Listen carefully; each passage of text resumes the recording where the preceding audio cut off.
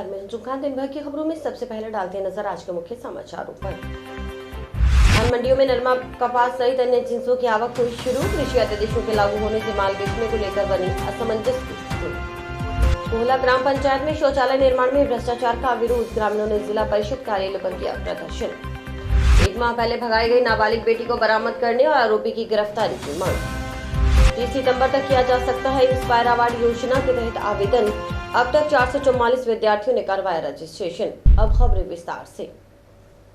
कृषि अध्यादेश लागू होने और धान मंडियों में नरमा, कपास सहित अन्य जिन्सों की आवक शुरू होते ही किसान के माल के बिकने को लेकर असमंजस की स्थिति बनी हुई है।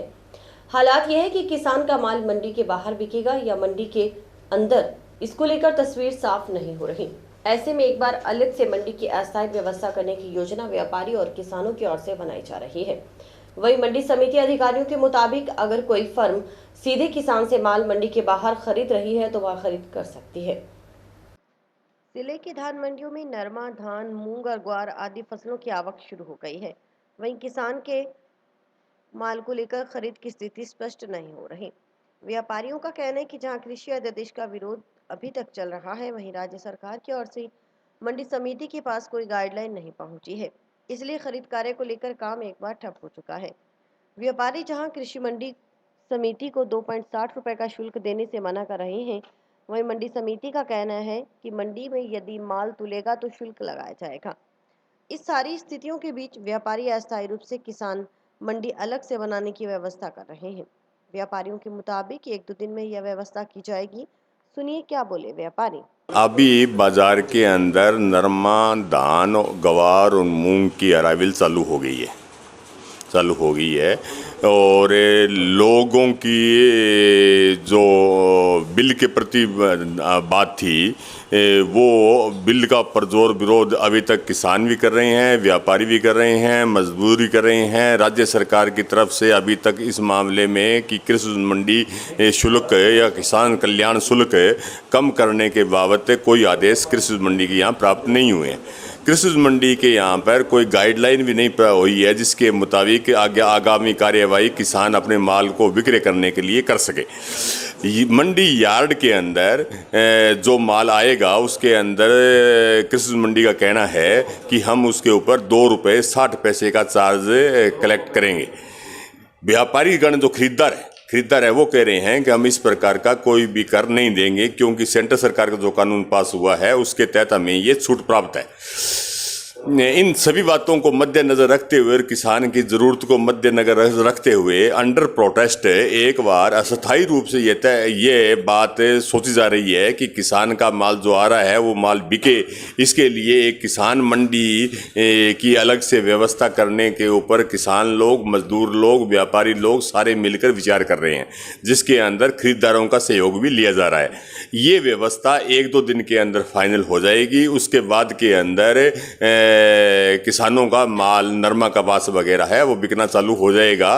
फिलहाल किसानों से कहा गया है कि आप एक बार माल के अंदर मॉइस्चर ज़्यादा है, गीला ज़्यादा होने की वजह से, और गवर्नमेंट ने अभी खरीद चालू नहीं की, इस बात को मद्देनजर रखते हुए कहा गया है कि भी आप 1-2 दिन रुको और रुकने के बाद इस व्यवस्था को नई तरीके से चालू करवाने का प्रयास किया जाएगा। मंडी सेक्रेटरी का क्या कहना है? मंडी सेक्रेटरी का ये कहना है कि जो माल मंडी यार्ड के अंदर आएगा उसके अंदर ऊपर हम 2 रुपये 60 पैसे प्रति सैकड़ा कलेक्ट करेंगे, जो कृषि मंडी शुल्क और किसान कल्याण शुल्क के रूप के अंदर हम आपसे लेंगे। और पक्के व्यापारी जो खरीदार हैं उनका कहना है कि हम इस प्रकार का शुल्क अदा नहीं करेंगे। तो दोनों के अंदर इस बात को लेकर विरोधाभास है। तो मंडी यार्ड के अंदर माल बिकना फिलहाल संभव नहीं है जब तक कोई नई व्यवस्था या नया गाइडलाइन गवर्नमेंट ऑफ राजस्थान की तरफ से ना आ जाए। तो इस मामले में व्यापारी क्या कर रहे हैं? व्यापारी अभी ये सोच रहे हैं कि हनुमानगढ़ और गंगानगर दोनों जिलों की मीटिंग बुलाई जाए, जो संभवतः इसी सप्ताह के अंदर बुला ली जाएगी। और उस मीटिंग के अंदर फाइनल तय किया जाएगा कि आगामी आंदोलन की रूपरेखा क्या हो और व्यापारियों का उसके अंदर क्या रोल होना चाहिए और क्या व्यापारियों को करना चाहिए। इस पूरे मामले में मंडी समिति अधिकारियों का कहना है कि यदि बाहर से कोई इकाई किसान का माल सीधे खरीद कर रहा है तो वह कर सकता है, क्योंकि कृषि अध्यादेशों को लागू होने के साथ आदेश राज्य सरकार में मंडी समितियों के पास आ चुके हैं। साथ ही उनका कहना है कि सरकारी खरीद को लेकर भी रजिस्ट्रेशन 1 तारीख से शुरू हो जाएगा। संभवतः 10 अक्टूबर तक सीसीआई सरकारी खरीद का काम शुरू कर देगी। मंडी यार्ड से बाहर अध्यादेश के हिसाब से क्या है कि जो भी इकाइयाँ किसान से डायरेक्ट माल परचेज कर रही हैं वो अध्यादेश के अनुसार कर रही हैं। मंडी यार्ड के अंदर सभी माल है और उसकी नियमित रूप से बोली हो रही है और बोली में माल बिक रहा है। और अभी जो सरकारी खरीद है नरमे की, उसका रजिस्ट्रेशन 1 तारीख से शुरू हो जाएगा और यथासंभव सीसीआई के अधिकारी 10 तारीख तक कार्य शुरू कर देंगे। अभी माल में मॉइस्चर ज़्यादा है क्योंकि उनकी कंडीशन है कि 8 से 12 तक मॉइस्चर है, वही माल लेंगे, उससे ज़्यादा का नहीं लेंगे। यार्ड से बाहर यदि डायरेक्ट किसानों से परचेज करते हैं, फैक्ट्री में लेके जाते हैं, तो वो अध्यादेश के अनुसार ले जा सकते हैं। 1 माह पहले भगाई गई नाबालिग पुत्री को बरामद करने की मांग को लेकर गांव मकासर के ग्रामीणों ने एसपी को ज्ञापन सौंपा। इसमें पुत्री को बरामद करने सहित चक्काजाम करने की चेतावनी दी गई। इनकलाब जिंदाबाद, इनकलाब जिंदाबाद, पुलिस प्रशासन मुर्दाबाद, पुलिस प्रशासन मुर्दाबाद, पुलिस प्रशासन मुर्दाबाद, इनकलाब जिंदाबाद, इनकलाब जिंदाबाद। गांव मक्कासर के ग्रामीणों ने बहला फुसलाकर भगाई गई नाबालिग लड़की को बरामद करने और आरोपी को गिरफ्तार करने की मांग को लेकर मंगलवार को एसपी से गुहार लगाई। ग्रामीणों का आरोप था कि श्री गंगानगर का आरोपी बंटी पुत्र कालूराम नाबालिग बेटी को भगा ले गया है, लेकिन पुलिस ने अभी तक कोई कार्रवाई नहीं की। इससे पहले भी पुलिस को इस संबंध में शिकायत दी गई थी, लेकिन अब तक कोई कार्रवाई नहीं हुई है। इससे ग्रामीणों में रोष है। ग्रामीणों ने तुरंत मामले में न्याय दिलाने की मांग की, नहीं तो ग्रामीणों ने चक्काजाम करने की चेतावनी भी दी। आज मक्कासर गांव के हम सारे ग्रामीण इकट्ठा होकर आए हैं। पिछली 30 तारीख को हमारे गांव की बच्ची है गणेशाराम मेघवाल, गरीब परिवार से है। उसकी बच्ची आज पिछली महीने की 30 तारीख से गायब हो रखी है। घर से निकली थी श्रीनगर, उनका नानका है। श्रीनगर में एक मजहबी सिख परिवार से लड़का है जो उस लड़की को बहला फुसला के लेके गया है। बदमाश प्रवृत्ति का वो लड़का है। आज हमने 1 महीने से टाउन थाना के चक्कर लगा के परेशान हो रखे हैं। सारा गाँव वहाँ पे चक्कर लगा रहा है, 10 चक्कर लगाए और ये गरीब आदमी बेचारा 50,000 रुपये लगा चुका है गाड़ी ले लड़की की तलाश में। अभी तक हमें वहाँ से कोई पुलिस प्रशासन टाउन थाना से हमें कोई ऐसी मदद नहीं मिली, ना हमें ऐसा भरोसा मिला जिससे हमें ये लगे कि हमारी बच्ची वो वापस ला के देंगे।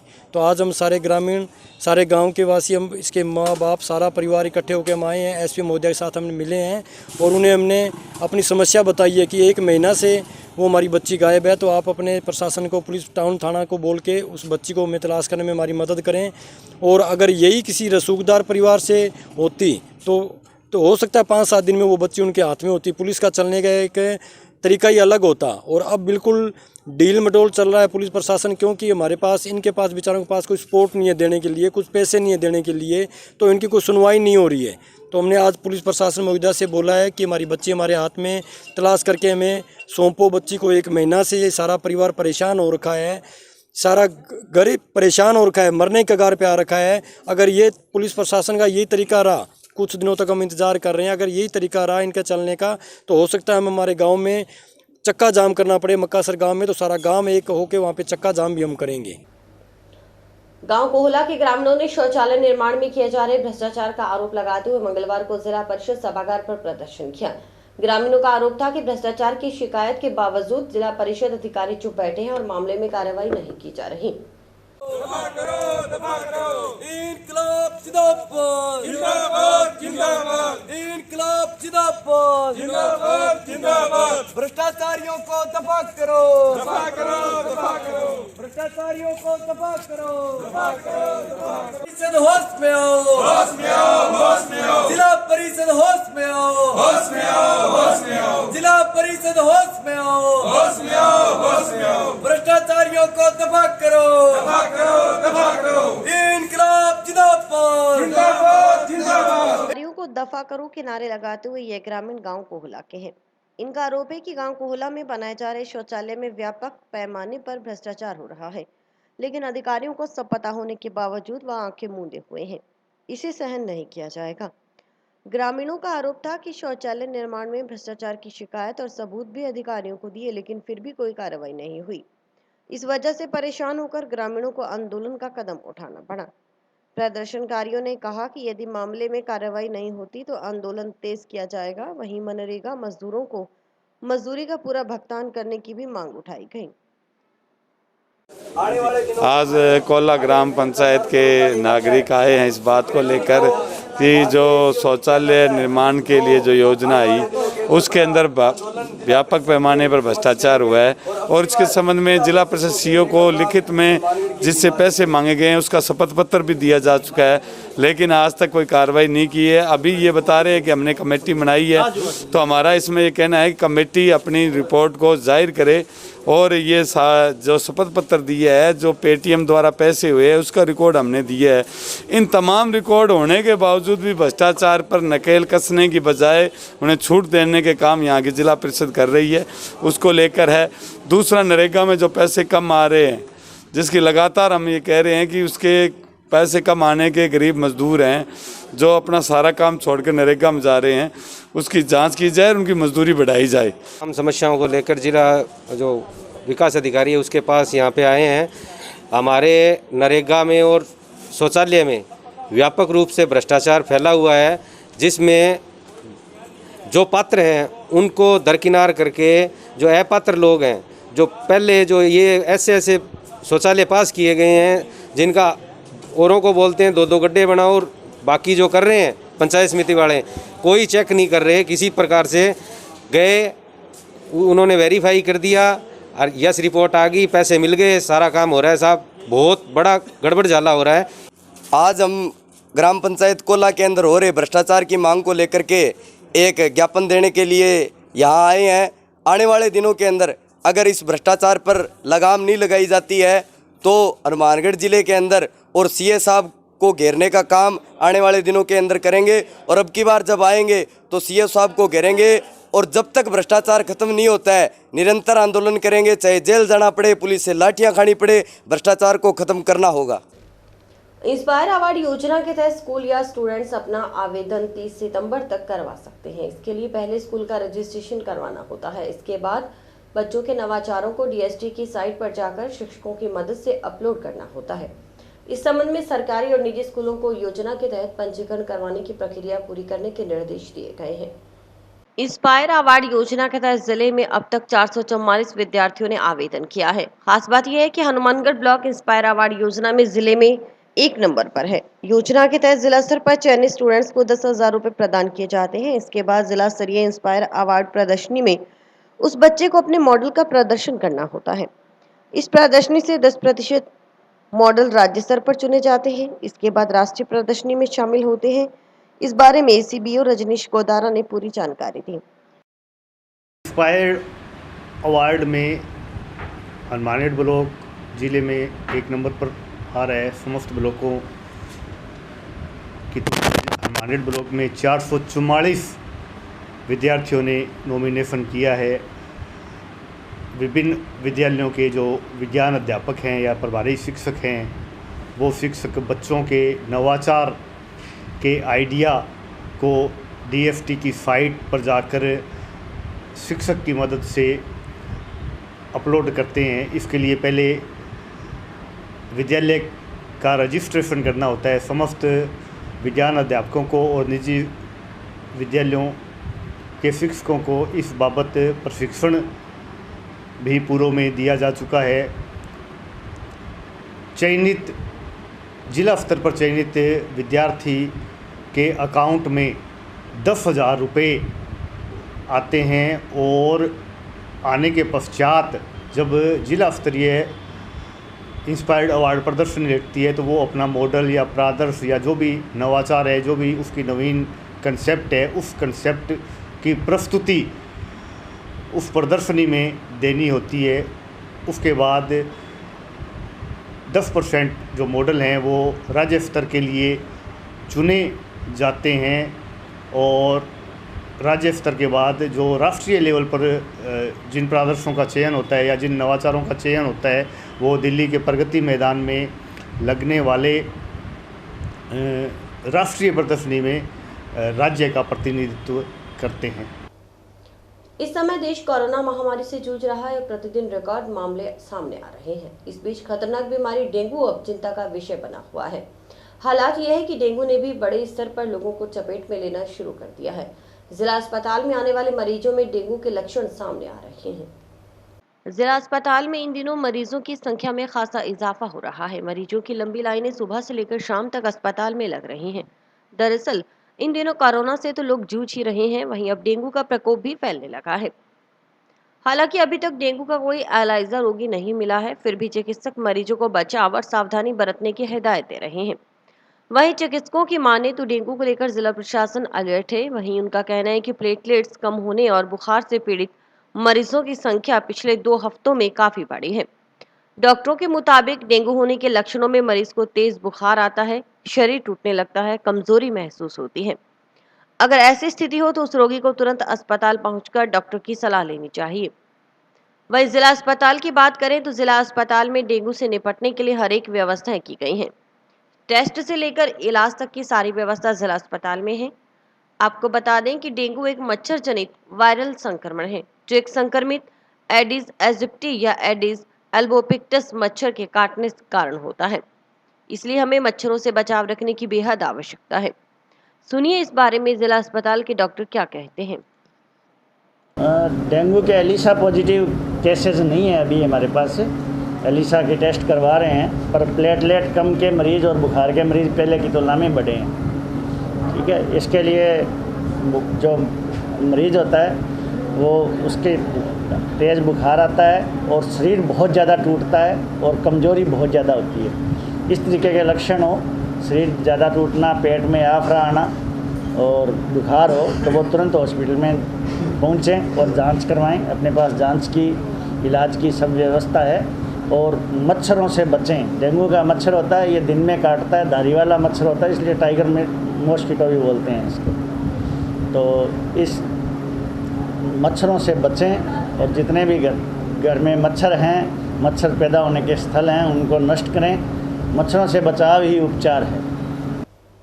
कोरोना के चलते अब बच्चों का पोषाहार आंगनबाड़ी केंद्रों पर साबुत मात्रा में वितरित किया जा रहा है, लेकिन आंगनबाड़ी कार्यकर्ताओं की पीड़ा है कि खुला हुआ पोषाहार मिलने के कारण उसकी मात्रा भी कम मिल रही है, जिससे उन्हें वार्डवासियों और पार्षदों के गुस्से और नाराजगी का सामना करना पड़ रहा है। आंगनबाड़ी कार्यकर्ताओं ने केंद्रों पर ही पैकिंग में पोषाहार देने की मांग उठाई है। आंगनबाड़ी केंद्रों पर डीलरों की ओर से पहुंचाया जा रहा साबुत पोषाहार कम आने की शिकायत आंगनबाड़ी कार्यकर्ताओं ने की है। इस संबंध में मंगलवार को सभी आंगनबाड़ी वर्कर की बैठक हुई। इसमें सभी ने एक राय होकर कहा कि डीलर उन्हें खुला पोषाहार दे रहे हैं, ऐसे में इसकी मात्रा पूरी नहीं होती। जब यही पोषाहार आगे बच्चों में बांटा जाता है तो कम रहने से वार्डवासी, अभिभावक और यहाँ तक कि पार्षद हम पर नाराजगी जताते हैं, जबकि इसमें उनकी कोई कमी नहीं है। कार्यकर्ताओं ने महिला एवं बाल विकास विभाग को इस संबंध में पत्र भी दिया है, जिसमें बकाया राशि का भुगतान करने सहित पैकिंग का पोषाहार केंद्रों पर उपलब्ध करवाने की मांग की है। जी, मीटिंग हमारी पोषाहार के संबंधित थी जी।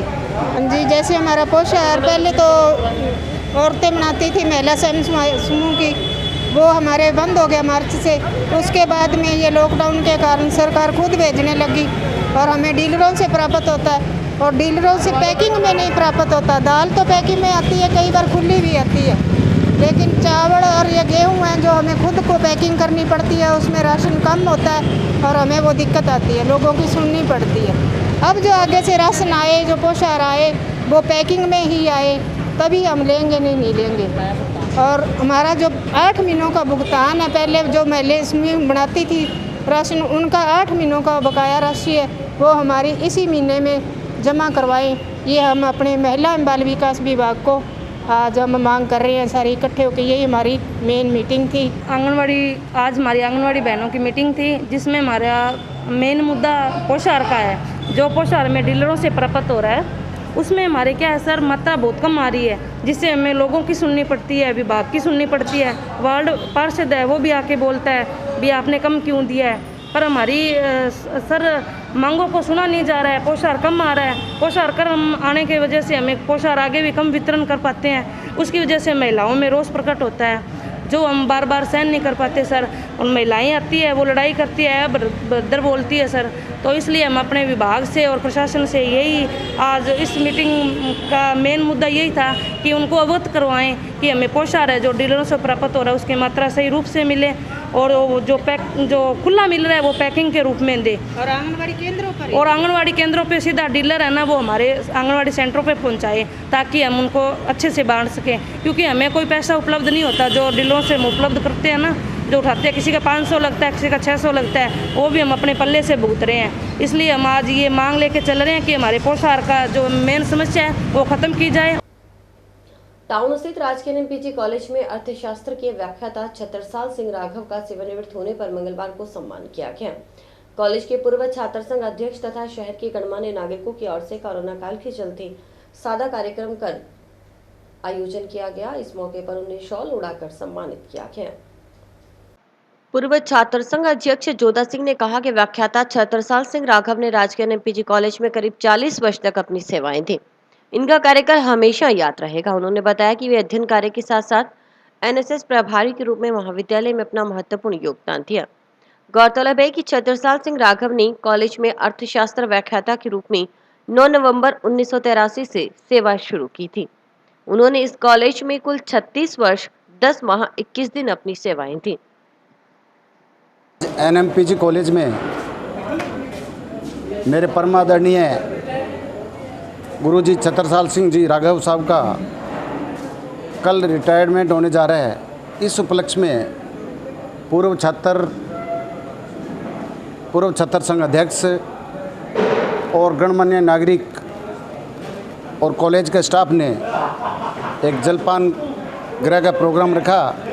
उसमें गेट टू गैदर का प्रोग्राम रखा, जिसके अंदर सभी ने आदरणीय छतरसाल सिंह जी का बड़े ज़ोर शोर से स्वागत किया। और उन्होंने जो एनएमपीजी गवर्नमेंट कॉलेज में सेवाएं दी हैं वो हमेशा सबको याद रहेगी। और मेरी इसी के साथ शुभकामनाएं उनको, उनका भविष्य में जैसे उन्होंने पीजी कॉलेज में अपना नेक कार्य किया, स्टडी के रूप में, एनएसएस के रूप में और समाज सेवी संस्था के रूप में, तो ऐसे ही वो प्रोग्रेस करते रहें और मैं उनकी उज्जवल भविष्य की कामना करता हूँ। पुस्तक प्रेमियों के लिए अच्छी खबर है कि टाउन में अब सार्वजनिक पुस्तकालय बनने जा रहा है। पुस्तकालय निर्माण की नींव मंगलवार को रखी गई।